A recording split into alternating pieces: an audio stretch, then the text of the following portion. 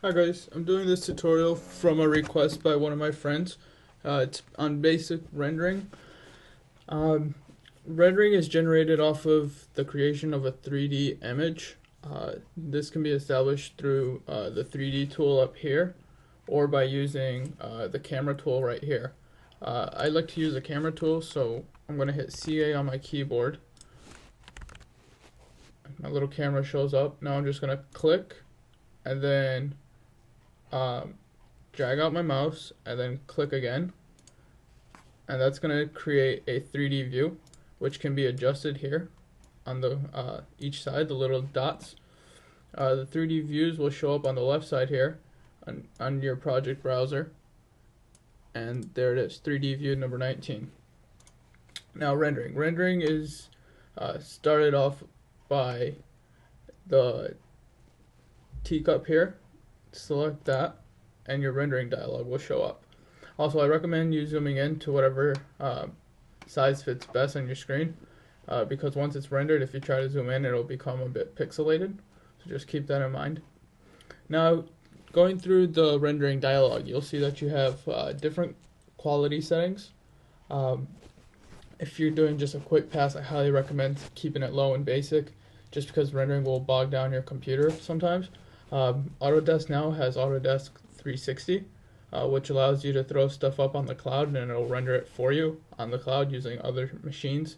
This way you're saving your machine to be doing other things, because again, once you've begun rendering a project, you can't actually use that Revit file until the rendering is done.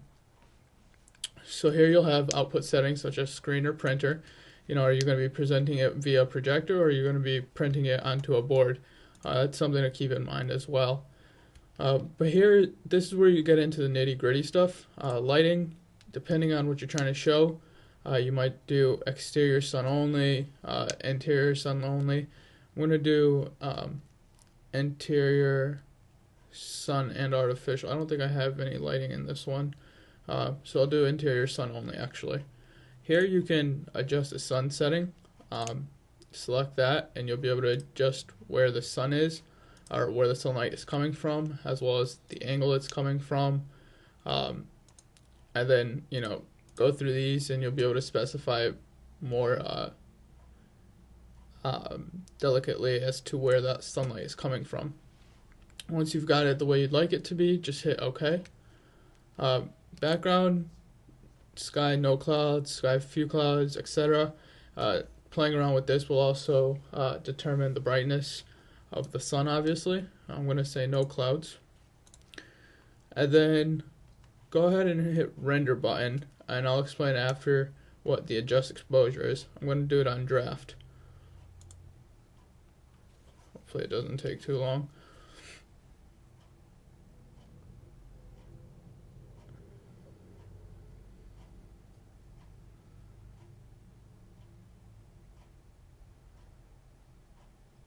Alright, this is my rendered image.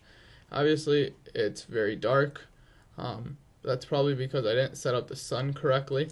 And again, I have no lights. What you can do is go to adjust exposure at the bottom and play around with the brightness settings. What happens is, though, if it's not already bright to a certain extent, it won't actually do anything for your rendering. So let's cancel out of that and we'll try to get a better area of my project.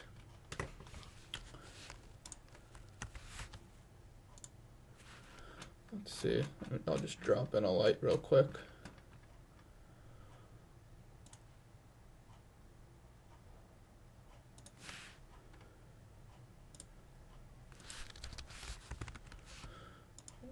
Reselect your 3D image.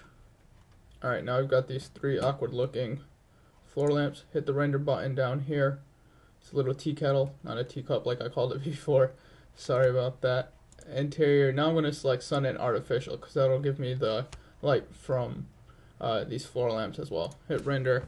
Again, I'm doing it at draft mode. Hopefully it won't slow anything up too much.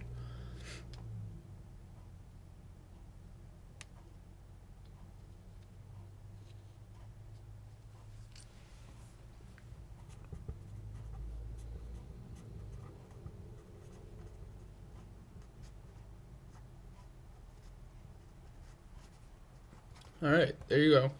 There is my rendering. I can adjust exposure now to be darker or brighter. You'll see the difference pretty quickly. Really, the most subtle change in the slider makes a huge difference.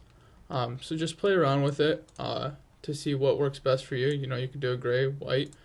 You could do a really vibrant red. Again, this is where I think Revit has the most potential for rendering capabilities, is really just being able to tweak with these sliders to see what you like the best and what you think will do the most good for your project, I guess you could say.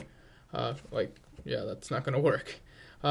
Essentially, though, that is the basics, or those are the basics of rendering in Revit. If you have any questions or comments, let me know in the area below.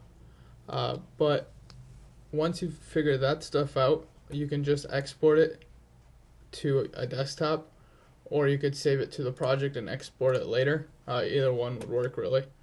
Alright, thank you guys. Have a good one.